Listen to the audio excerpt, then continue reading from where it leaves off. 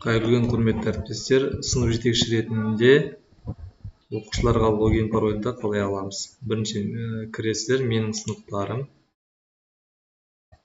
Өзіңіздің классыңызды басасыз. Сосын адамдарды басасыз. Оқушыңызды тауып алып, карандашты басасыз. Сосын пайдаланушы аты және құпия сөз. Қазіргі құпия сөзді ысыруды басасыз. Сол кезде сізге бір реттік құпия сөз береді. Соны фотоға түсіріп аласыз, немесе копировать етіп аласыз. Содан кейін туысқандарға барасыз. Ата-анасының тауып алып, карандашын басасыз. Солай етіп